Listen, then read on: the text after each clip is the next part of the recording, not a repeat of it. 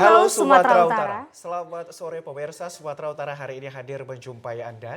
Memperbarui informasi Anda seputar Sumatera Utara edisi Rabu 29 Maret 2023. Bersama saya Muhammad Budi SR. Dan saya Anissa Redi. Pemirsa, tim redaksi kami telah menghimpun berbagai informasi aktual seputar Sumatera Utara untuk Anda.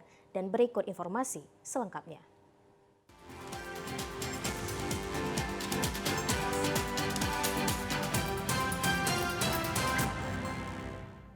Pemirsa, informasi hari ini diawali dari Polda Sumatera Utara memeriksa dua perwira bedengah, yakni Kapolres Samosir dan mantan Kapolres Samosir terkait penggelapan pajak kendaraan yang dilakukan Bribka AS.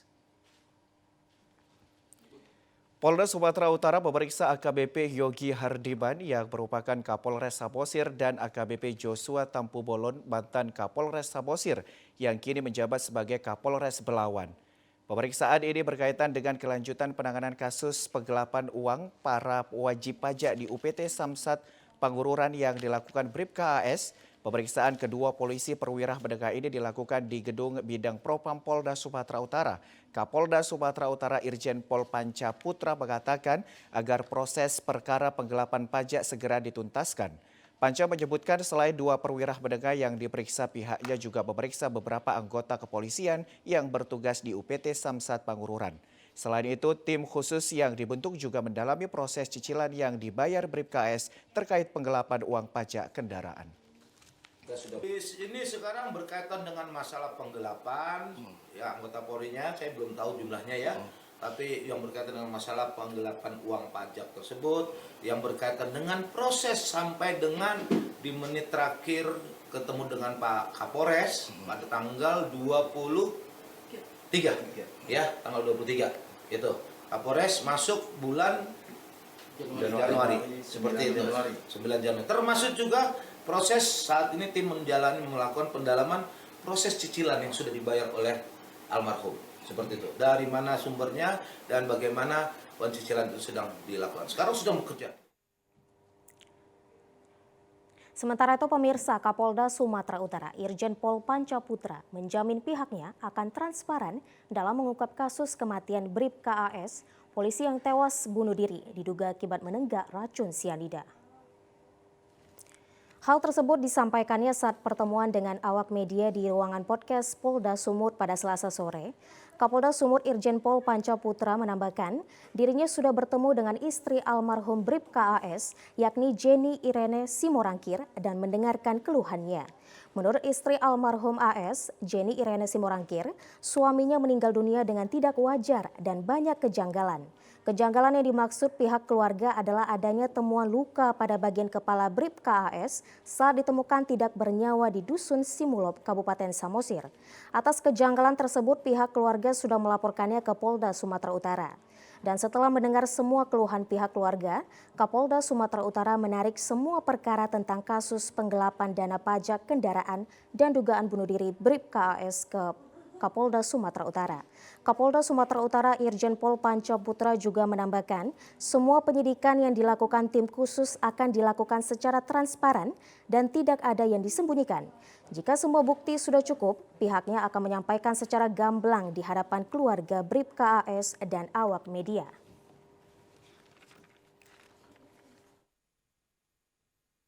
Bahwa menindaklanjuti pasca hari Jumat ditarik, kita sudah bekerja dengan cepat. Saya perintahkan anggota dan lapor serta tim yang sudah dibentuk untuk turun kembali ke TKP. Memastikan kondisi TKP dan hal-hal apa yang ditemukan dari proses pengolahan TKP pertama yang dilakukan oleh jajaran Polres. Saya bermohon teman-teman dan masyarakat untuk sabar menunggu. Kami bekerja dengan profesional, percayalah. Tim yang kami bentuk ini terdiri dari orang-orang yang memiliki kompetensi dan dalam pengawasan khusus dari Inspektorat Polda Sumatera Utara untuk memastikan semua berjalan. Pemirsa, istri Bribka AS, Jenny Irene Simorangkir, selesai menjalani pemeriksaan di Polda Sumatera Utara.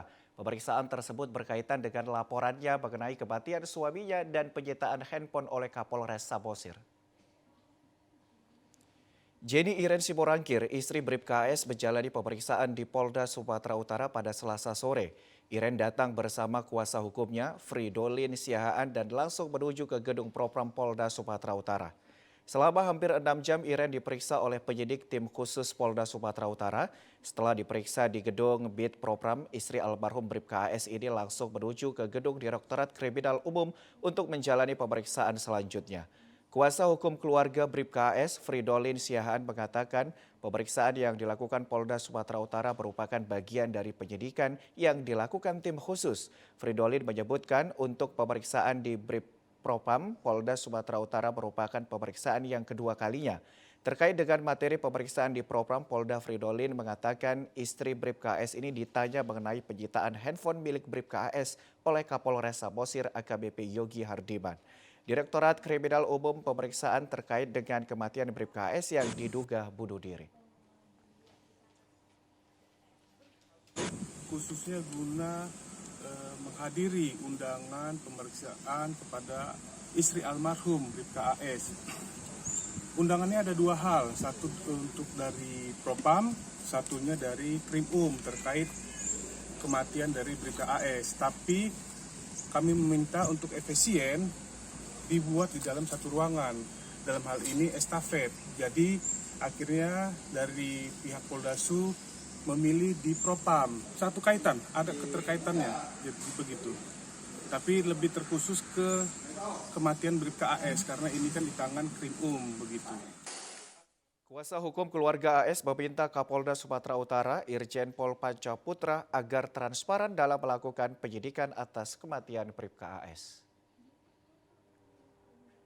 Pemirsa, setelah kasus penggelapan pajak kendaraan bermotor di lingkungan UPTD Samsat Paguruan Kabupaten Samosir mencuat ke permukaan, rumah pribadi milik almarhum Bribka Alvan Saragi menjadi sorotan warga. Rumah oknum anggota Polres Samosir Alvan Saragi yang diduga terlibat dalam kasus penggelapan pajak kendaraan bermotor menjadi sorotan publik. Dari pantauan di lapangan rumah yang berada di Desa Sianting-Anting, Kecamatan Paguruan, Kabupaten Samosir, telah dikosongkan pasca almarhum Bribka Alvan Saragi dinyatakan meninggal dunia. Seperti dilansir oleh beberapa media lokal, bahwa rumah pribadi milik almarhum Bribka Alvan Saragi telah dijual senilai 450 juta rupiah sebagai upaya pengembalian uang pajak kendaraan yang diduga digelapkan. Salah seorang warga desa Sianting-Anting, Robert Simanjuntak, membenarkan bahwa almarhum Bribka Alvan Saragi bersama keluarga berdomisili di rumah tersebut sekitar 3 tahun. Robert juga menambahkan pasca almarhum Bribka Alvan Saragi meninggal, rumah tersebut sering didatangi warga.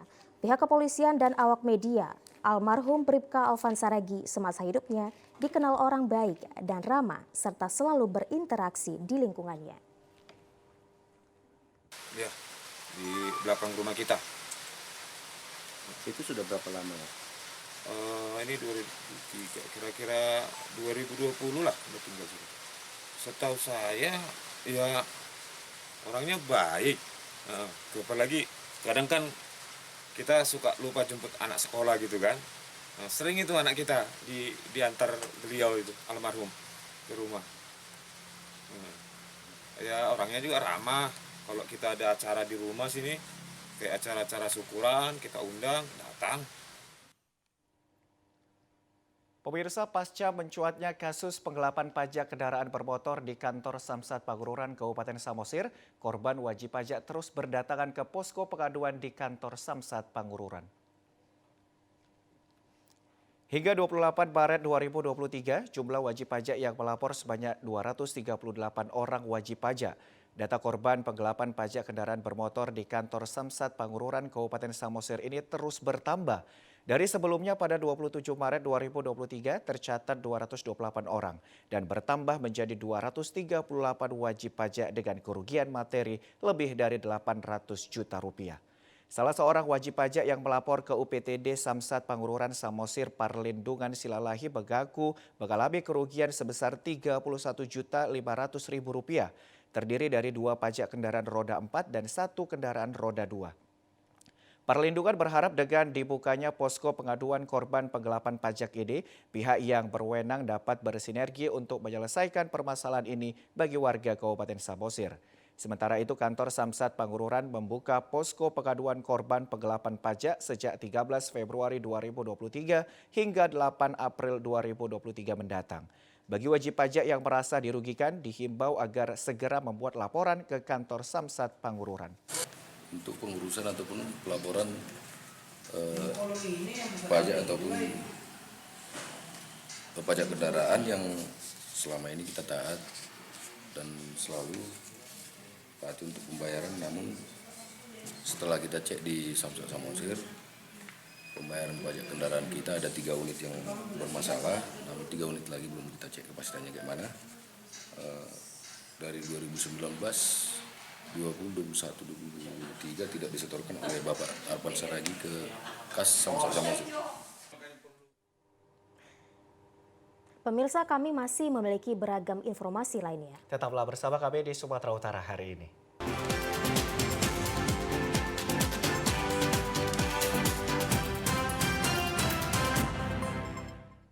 Terima kasih Anda masih bersama dengan kami. Pemirsa, Kejaksaan Negeri Serdang Bedagai berhasil mengembalikan kerugian uang negara sebesar 280 juta lebih atas nama terpidana Khairul Miftah pada kasus korupsi dana hibah Pilkada tahun anggaran 2019-2020. Hal tersebut disampaikan Kajari Sergai Muhammad Abin melalui Kasipitsus Muhammad Akbar Sirait kepada media tadi pagi. Pada prinsipnya sebagai lembaga penegak hukum di samping melakukan upaya penegak, juga mengupayakan untuk pengembalian kerugian negara akibat suatu tindak pidana yang ditimbulkan tersebut. Untuk kasus terpidana Khairul Miftah yang saat ini sedang di lembaga permasyarakatan sudah menjalani masa hukuman 2/3. Dengan adanya upaya terpidana mengembalikan kerugian uang negara, maka ada pengurangan masa hukuman yang diberikan. Kasipitsus M. Akbar Sirait menyampaikan terpidana dijerat kasus tindak pidana korupsi di mana sebagai PPK dalam penggunaan anggaran dana hibah Pilkada Sergai senilai 36,5 miliar. Kejaksaan Sergai menemukan kerugian negara sebesar 1,2 miliar. Atas temuan tersebut, terpidana dijerat pasal Undang-Undang Nomor 20 Tahun 2001 dan perubahan Undang-Undang Nomor 31 Tahun 1999 tentang pemberantasan tindak pidana korupsi. Terpidana Khairul Miftah Nasution selaku pejabat PPK yang terkait dengan tindak pidana korupsi pada KPU Kabupaten Serdang Bedagai yang bersumber dari dana APBD Kabupaten Serdang Bedagai tahun anggaran 2019 sampai dengan 2020. Secara otomatis terpidana nanti akan mendapat pengurangan dan ada syarat-syarat lain lagi untuk mendapatkan mungkin PB ataupun yang berkaitan dengan pengurangan hukuman. Pengembalian uang pada kasus tersebut akan diserahkan kepada Kepala Saksi Pembinaan dan disetorkan langsung ke kas negara Kabupaten Serdang Bedagai.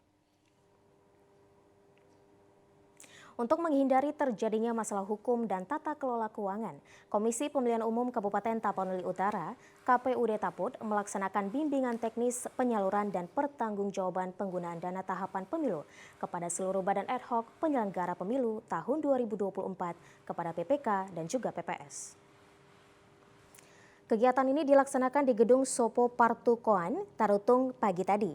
Ketua KPUD Taput, Kopman Pasaribu bersama jajaran KPUD Taput membuka bimbingan teknis penyaluran dan pertanggungjawaban penggunaan dana tahapan pemilu kepada seluruh badan ad hoc penyelenggara pemilu tahun 2024 yang dilaksanakan selama 2 hari.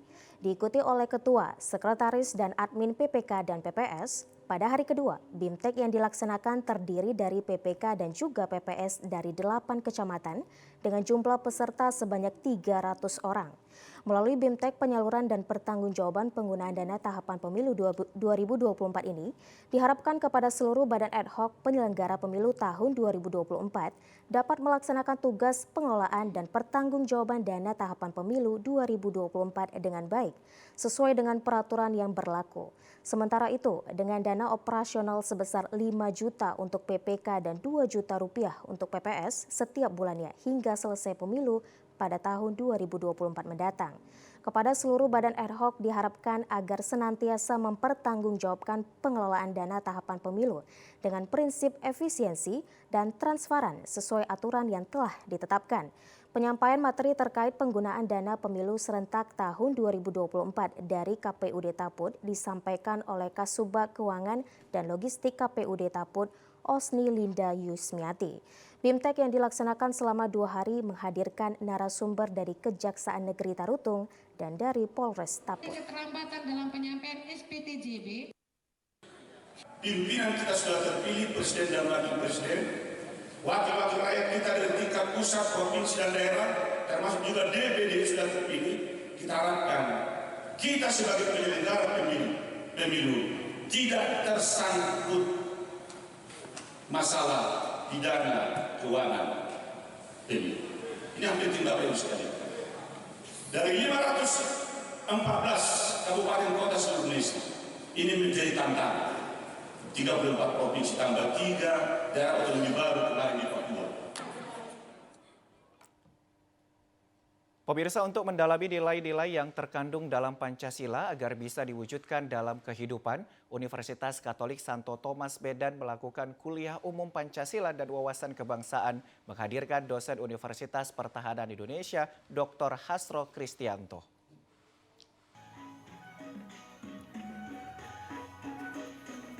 Dosen Universitas Pertahanan Indonesia Dr. Hasto Kristianto di hadapan 666 orang mahasiswa Universitas Katolik Santo Thomas Medan mengatakan, berbicara Pancasila bukanlah suatu ideologi yang berada di awang-awang, tetapi Pancasila merupakan suatu ideologi yang membumi bertujuan untuk membebaskan rakyat marhaen dengan cara mendapatkan kekuasaan politik.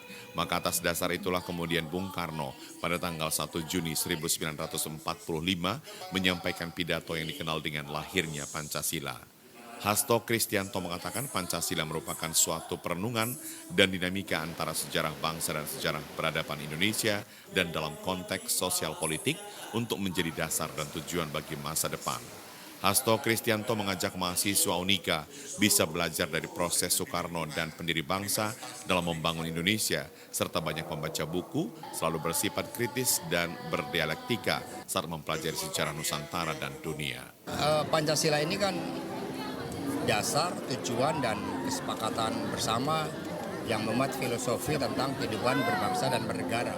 Pancasila ini sangat match dengan kehidupan anak muda, karena di dalamnya mengandung nilai-nilai kemanusiaan, spiritualitas yang hidup, cinta tanah air, peduli terhadap orang kecil, menguasai ilmu pengetahuan dan teknologi dalam memperjuangkan keadilan sosial, membangun kepemimpinan Indonesia bagi dunia di dalam bidang olahraga, bidang makanan, dalam bidang penguasaan sains, penguasaan ilmu dasar.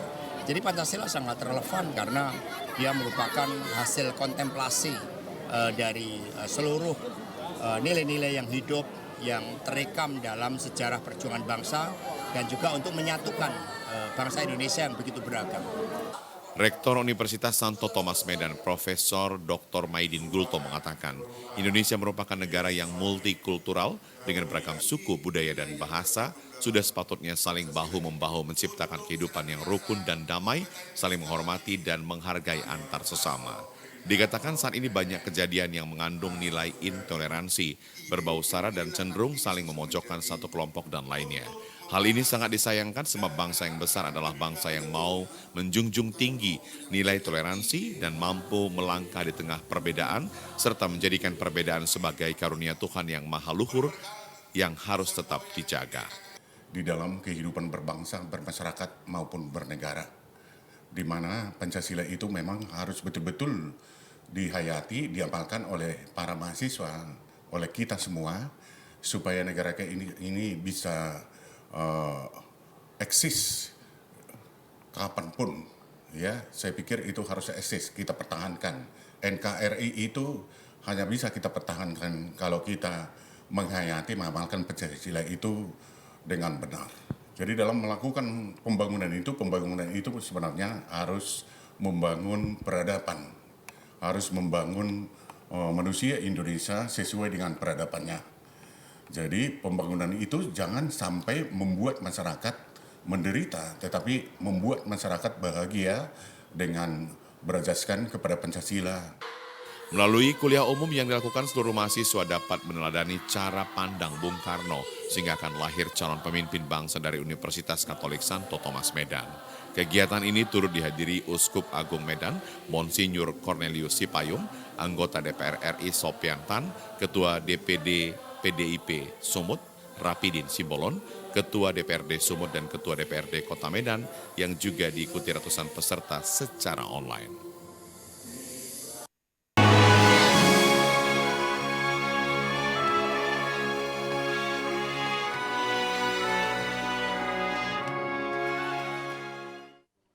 Terima kasih Anda masih bersama dengan kami, pemirsa. Ketua Tim Penggerak PKK Provinsi Sumatera Utara, Haja Nawal Lubis, mengajak umat Muslim mengeluarkan zakat hartanya. Zakat harta selain kewajiban bagi umat Muslim maupun juga sebagai amal ibadah dan dapat membantu fakir miskin kaum duafa sekaligus dapat meningkatkan perekonomian Sumatera Utara. Demikian disampaikan Ketua Tim Penggerak PKK Sumatera Utara, Haja Nawal Lubis pada pengajian bulanan yang diselenggarakan Dharma Wanita Persatuan Provinsi Sumatera Utara di Gedung Dharma Wanita Persatuan Jalan Raden Ajeng Kartini Medan pagi tadi. Pada pengajian Dharma Wanita Persatuan Pemprov Su kali ini, momen bulan suci Ramadan mengambil tema pembahasan tentang kewajiban membayar zakat harta bagi umat Muslim yang mampu. Sesuai tema tersebut, Ketua Tim Penggerak PKK Sumatera Utara, Haja Nawal Lubis, mengajak umat Muslim anggota Dharma Wanita Persatuan khususnya maupun masyarakat Muslim Sumatera Utara pada umumnya yang mampu dan memiliki harta agar mengeluarkan zakat hartanya. Disampaikan Nawal, mengeluarkan zakat harta ini selain kewajiban bagi umat Muslim yang mampu, juga sebagai amal ibadah dan dapat membantu ekonomi kaum fakir miskin dan duafa. Dengan demikian, harapannya dapat membantu perekonomian Sumatera Utara. Kepada warga Muslim Sumatera Utara, mari kita mengeluarkan zakat untuk fakir miskin sehingga hidup masyarakat di Sumatera Utara bisa lebih baik lagi dengan kita mengeluarkan zakat harta kepada yang memang diwajibkan untuk menerimanya. Tadi kami sudah mendengar bahwa zakat ini tidak boleh sembarangan diberikan kepada orang lain, tetapi diberikan kepada yang memang berhak menerimanya sehingga zakat itu bisa menjadikan ekonomi Sumatera Utara bisa lebih baik. Terima kasih. Sementara itu, Ketua Dharma Wanita Persatuan Provinsi Sumatera Utara, Dian Arif Trinugroho, menjelaskan kenapa pada pengajian kali ini diambil tema tentang zakat karena menurutnya ibu-ibu banyak yang belum memahami dan menghitung zakat harta.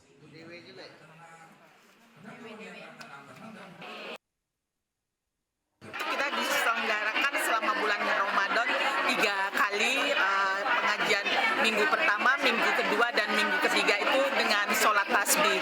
Semoga apa yang kita lakukan kali ini bermanfaat bagi kita semua dan bermanfaat juga bagi masyarakat. Kalau hari ini kenapa temanya yang dipilih itu tentang zakat begitu? Nah, tema kita pilih zakat itu pertanyaan yang betul-betul ibu-ibu sangat kurang mengerti ya. Kalau untuk zakat kita hitungannya mungkin kita tidak tahu, dan hari ini kita dapat pembelajaran banyak untuk orang-orang yang berhak menerima dan siapa yang berhak mengeluarkannya. Gitu. Sebelumnya tausiah disampaikan Al-Ustadz Ahmad Syafi'i Harahap yang menyampaikan secara tuntas apa itu zakat, hukumnya, dan siapa yang berhak menerimanya. Sementara itu pemirsa, memasuki hari ke-6 bulan Ramadan, banyak pedagang musiman yang menjajakan takjil atau menu berbuka puasa. Di Padang Sidempuan, takjil Toge Panyabungan yang berada di pusat bazar takjil alun-alun Alaman Bolak menjadi menu pilihan warga kota Padang Sidempuan saat berbuka puasa. Puasa Ramadan tidak terlepas dari aneka sajian makanan khas buka puasa atau takjil. Beragam kudapan untuk berbuka puasa menjadi buruan umat muslim menjelang maghrib. Salah satu kuliner legendaris yang cukup diminati yakni Toge Panyabungan yang berada di pusat bazar Alaman Bolak, Kota Padang Sidempuan. Panganan takjil yang menjadi menu primadona pilihan warga Kota Padang Sidempuan ini sebagai sajian untuk berbuka puasa. Toge Panyabungan memiliki rasa yang manis yang berisikan berbagai bahan utama seperti lupis, cendil, tape pulut hitam ditambah dengan cendol pandan, santan kelapa dan gula merah dari Tapanuli Selatan. Selain menjual toge Panyambungan, para pedagang juga menjual berbagai makanan lainnya, diantaranya bubur kacang hijau, bubur campur, onde-onde, dan berbagai makanan lainnya. Pemilik usaha Toge Panyambungan, Ahmad, mengatakan takjil berbuka puasa Toge Panyambungan sudah melegenda sejak tahun 80-an. Makanan Toge Panyambungan sudah banyak dicari masyarakat pada saat bulan Ramadan. Ahmad menambahkan juga bisa menjual 500 hingga 600 bungkus setiap harinya dengan harga senilai Rp9.000 per bungkusnya. Ini menu spesial kita ada Toge Panyambungan. Itu sudah melegenda sejak tahun 80-an. Sudah mulai kita berjualan Toge Panyambungan. Harga toge sekarang karena harga bahan pokoknya sudah pada naik, jadi terpaksa kita menaikkan jadi Rp9.000 per bungkusnya. Omset mudah-mudahan bisa dibilang alhamdulillah lancar. Sekitar 500 sampai 600 bungkus per hari. Mudah-mudahan habis terjual. Pemirsa, kita beralih ke Kota Pematang Siantar. Pada bulan Ramadan di setiap sudut di Kota Pematang Siantar pada sore hari menjelang berbuka puasa cukup ramai dipadati para pedagang takjil dan pembeli untuk berbuka puasa. Berbagai jenis takjil berupa gorengan, aneka jus, kue basah, dan bubur serta bigoma khas Siantar dan berbagai jenis minuman dingin dicari warga. Sebagai menu untuk berbuka puasa, selain jenis kue, mie goma, dan minuman dingin, lauk pauk dan sayur masak juga banyak diminati warga. Lauk pauk dan sayur masak ini sangat membantu warga yang bekerja dan tidak sempat memasak untuk berbuka puasa. Salah seorang penjual takjil yang ada di Kota Pematang Siantar, Jainab, mengatakan warga yang membeli takjil ini sudah mulai ramai sejak pukul 4 sore hingga menjelang berbuka puasa. Pembeli takjil kebanyakan dari kalangan pekerja yang tidak sempat memasak untuk berbuka puasa. Jainab mengatakan ia berjualan hanya di saat bulan Ramadan saja, namun dagangannya selalu habis dan memperoleh omset penjualan hingga jutaan rupiah setiap harinya. Ya, mudah-mudahan alhamdulillah rezekinya memang lebih bagus gitu. Semua kan bisa kue, mie, bubur, mau nasi, lauk pauk, semua. Kayaknya Natal juga ada.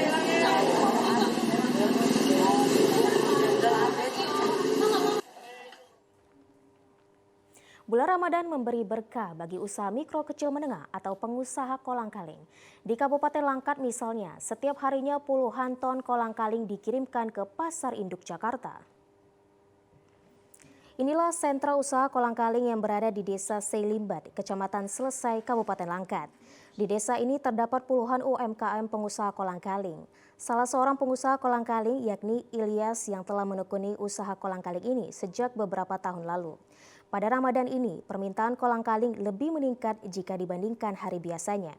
Jika di hari biasanya ia hanya bisa mengirimkan 20 ton kolang-kaling per minggu, tujuan Pasar Induk Kramat Jati Jakarta dan Pasar Induk Jawa Tengah. Namun di bulan Ramadan ini hanya bisa mengirim 15 ton kolang-kaling per harinya. Untuk memenuhi permintaan, ia harus menambah tenaga kerja dan menambah pasokan kolang-kaling. Selama ini pasokan kolang-kaling hanya dari Kabupaten Langkat saja. Saat ini didatangkan juga dari Aceh, Dairi, dan juga Sidikalang. Harga kolang-kaling yang ia produksi Rp8.500 per kilogramnya. Pengusaha kolang-kaling Ilyas mengatakan, pasca pandemi COVID-19, penjualan kolang-kaling sangat menguntungkan, sehingga cukup kesulitan untuk memenuhi permintaan konsumen.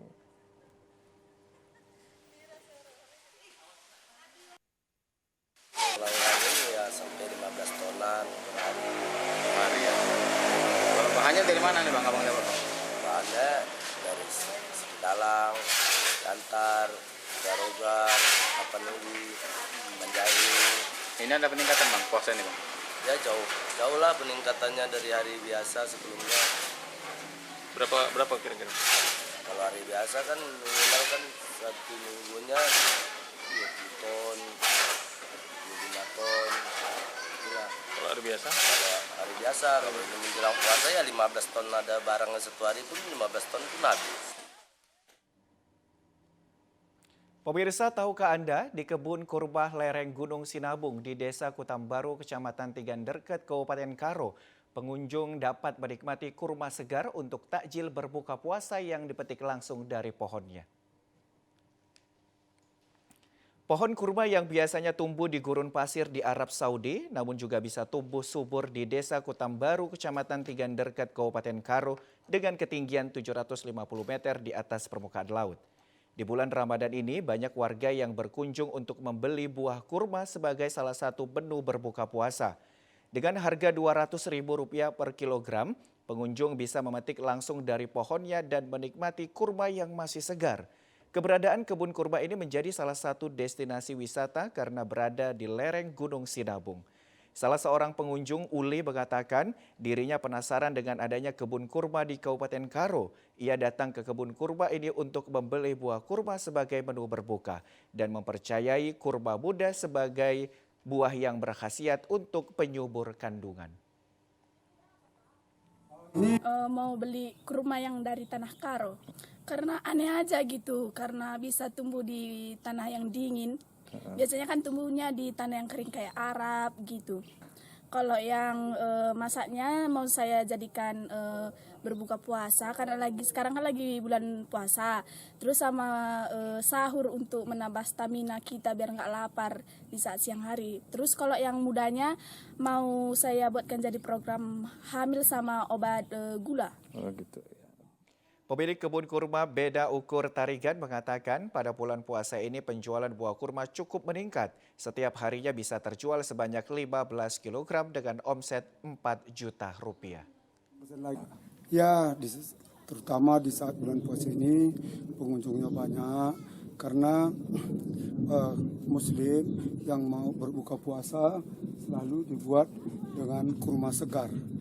Ya, begitu juga 2 hari yang lalu datang rombongan Pak Wakil Gubernur beserta kawannya membeli kurma segar untuk buka puasa. Katanya ini sangat baik sekali untuk buka puasa.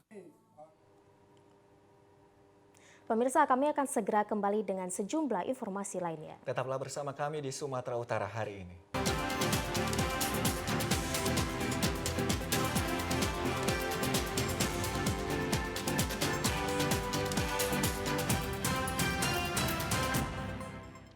Terima kasih Anda masih bersama dengan kami. Pemirsa, pemerintah daerah Mandailing Natal menekankan bagi aparatur sipil negara, honorer, dan pelajar akan mengikuti program sholat zuhur berjamaah, kultum, dan tadarus di masjid selama bulan suci Ramadan. Pemerintah daerah Mandailing Natal mengajak seluruh aparatur sipil negara, tenaga honorer, dan pelajar mengikuti program sholat zuhur berjamaah, kuliah 7 menit atau kultum, dan tadarus dengan program memakmurkan masjid yang dilaksanakan di 23 kecamatan di Mandailing Natal. Kegiatan ini bertujuan untuk meningkatkan keimanan dan ketakwaan pegawai dan pelajar selama bulan suci Ramadan. Para pegawai terlihat khusyuk mendengarkan ceramah yang disampaikan Ustadz di Masjid Agung Nur Ala Nur Pajabungan. Selain itu, para ASN dan masyarakat juga mengikuti tadarus dengan membaca ayat-ayat suci Al-Quran. Bupati Mandailing Natal Muhammad Zakfar Sukhairi Nasution mengatakan selain program memakmurkan masjid, Badan Kenasiran Masjid juga menyediakan takjil bagi musafir dan masyarakat.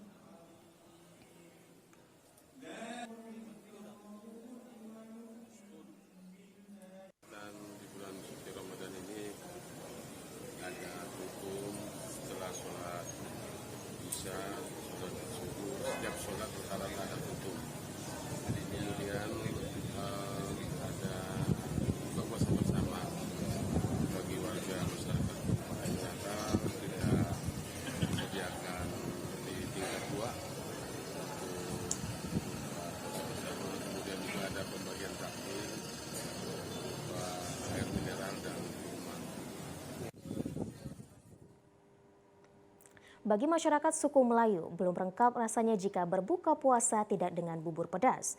Tradisi ini tidak hanya dilakukan di bulan Ramadan saja, namun setiap hari bubur pedas tetap menjadi primadona karena sebagai hidangan yang menggunakan rempah-rempah yang bermanfaat bagi kesehatan. Salah seorang warga Tanjung Pura, Ira, setiap hari memasak bubur pedas untuk menu berbuka puasa keluarganya sebagai menu andalan. Memasak bubur pedas sudah diajarkan orang tuanya sejak lama, bahkan merupakan bakat turun-temurunnya. Saat ini, Ira dikenal warga pintar memasak bubur pedas dan tidak jarang banyak warga yang datang untuk dimasakkan bubur kebanggaan warga Melayu ini. Ira menambahkan adapun proses pembuatannya dan bahan-bahan yang dibutuhkan untuk membuat bubur pedas diantaranya ramuan rempah yang sudah dicampurkan di beras. Setelah itu, beras ditanak dengan air secukupnya. Kemudian masukkan umbi-umbian seperti wortel, pisang, keladi, ubi, dan lainnya hingga matang. Setelah itu proses pembuatan anyang yang menggunakan ketumbar, parutan kelapa, dan bumbu lain yang disatukan dengan sayuran pakis dan tauge. Bagi warga Melayu, rasanya kurang lengkap jika saat Ramadan tidak menikmati bubur pedas. Bubur pedas tradisi warga Melayu ini memiliki 44 rencah yang selalu dihidangkan.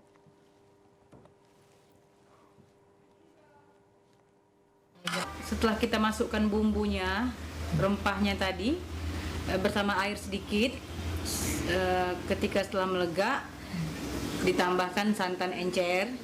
Setelah santan encer melegak dan bumbu bubur pedasnya sudah lembut, beras-berasnya sudah tidak nampak lagi, masukkanlah buah-buahnya. Yang pertama wortel, kentang, kemudian ubi. Melegaknya santan, masukkanlah kalau ada ebi atau kepak kering ataupun daging boleh juga. Hingga saat ini, bubur pedas bukan saja dinikmati oleh warga Melayu saja, namun bagi keluarga Kesultanan Langkat, ciri khas makanan bubur pedas masih menjadi tradisi keluarga selama bulan Ramadan dan masih dilestarikan sebagai tradisi keluarga turun-temurun yang tetap terpelihara. Tengku Oni, salah seorang cucu Sultan Langkat, mengatakan dirinya tetap mengkonsumsi makanan bubur pedas beserta anyang seperti yang dilakukan pada zaman Sultan Musa, Sultan Aziz, dan Sultan Mahmud. Keluarga besar ketiga sultan ini masih mempertahankan tradisi makan bubur pedas. Tengku, ini makan apa Tengku? Makan bubur pedas. Ini adalah bubur pedas ciri khas Melayu, ada anyangnya dari zaman sultan-sultan dulu, Sultan Musa, Sultan Aziz, sampai sekarang Sultan kami zuriat dari Sultan Mahmud masih juga memakan bubur pedas ini. Karena ini pas di bulan Ramadan masih selalu ada dan selalu mencicipin bubur pedas dengan anyang ini. Benar-benar ciri khas Melayu lah, nggak ada di mana-mana. Kalau mau makan bubur pedas, ya di Langkat ini. Pemirsa, buah kurma menjadi suatu kebutuhan bagi umat muslim saat menjalankan ibadah puasa. Selain sebagai panganan menyehatkan bagi kesehatan tubuh, juga menjadi salah satu sunnah Nabi. Beginilah aktivitas masyarakat Kota Medan bila memasuki Ramadan tiba di Pasar Ikan Lama Medan siang tadi. Tidak hanya warga Medan, namun masyarakat Sumatera Utara bahkan Provinsi Aceh membeli buah kurma untuk kebutuhan sehari-hari di bulan suci Ramadan. Berbagai jenis buah kurma dijual di toko Zubaidi Abu Bakar, Pasar Ikan Lama, Jalan Stasiun Kereta Api Medan. Sehingga para pembeli dengan leluasa memilih kebutuhan buah berasal dari Arab Saudi dan Palestina ini sesuai dengan selera. Untuk harga jual buah kurma dijual beragam, dimulai dari harga terjangkau Rp30.000 hingga Rp200.000 per kilogram. Pedagang buah kurma Abu Bakar Zain Umar Zubaidi mengatakan dirinya telah puluhan tahun berdagang kebutuhan sandang maupun panganan umat muslim di Kota Medan, impor dari Arab, Mesir, Tunisia, dan Palestina. Memasuki musim haji dan Ramadan menjadi berkah bagi dagangannya karena pemesanan minat pembeli mengalami peningkatan bila dibandingkan hari biasa. Terendah kali harganya 30, ya, harga 45, harga 40, harga 55. Itu yang 55 itu saya bilang kan setengah ya, setengah kilo. Yang 45 itu ada yang sekilo, ada yang setengah kilo, ya. Baru yang 125, setengah kilo juga 125, 150 pun ada setengah kilo juga. Yang diminati masyarakat pembeli? Yang diminati masyarakat yang murah, yang harga 30.000. Yang mereka mau ngasih itu ke masjid, mau ngasih sumbangan.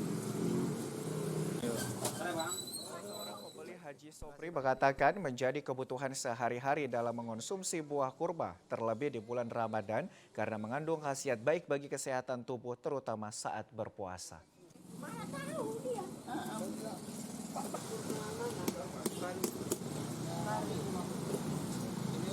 Sunnah kita buka puasa, makan kurma itu sunnah artinya kan. Jadi Nabi biasa makan kurma kalau buka puasa. Dia 3 biji atau 7 biji buka kurma termasuk sholat maghrib dia. Khasiatnya. Nah, jadi sehat. Mudah-mudahan kalau kita amalkan itu, mudah-mudahan kita sehat.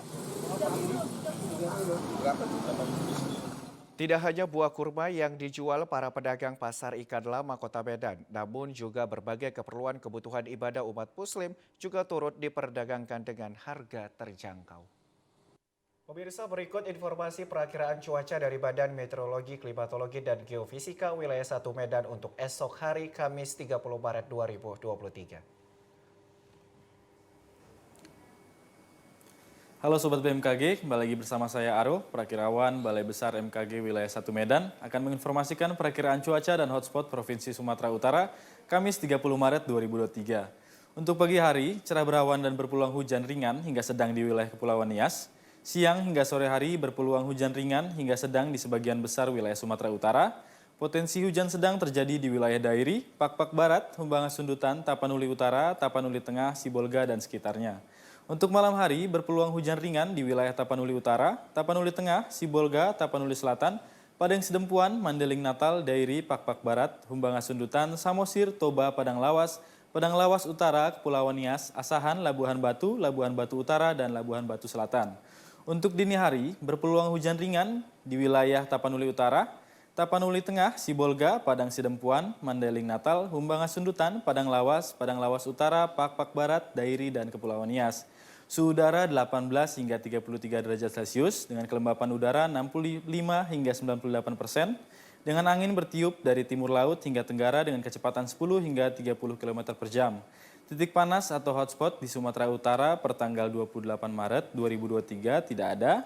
Himbauan kepada masyarakat di wilayah Sumatera Utara untuk tetap waspada terhadap perubahan cuaca signifikan seperti hujan lebat dan angin kencang yang bersifat lokal dan dalam waktu yang singkat pada siang dan sore hari. Sekian info cuaca untuk 30 Maret 2023. Semoga bermanfaat. Sampai jumpa dan selamat menunaikan ibadah puasa. Pemirsa, informasi tadi menutup perjumpaan kita pada program Sumatera Utara. Saya Muhammad Budi SR. Dan saya Anissa Redi, mewakili seluruh kerabat kerja yang bertugas, mengucapkan terima kasih atas perhatian dan juga kebersamaan Anda. Selamat sore dan sampai jumpa.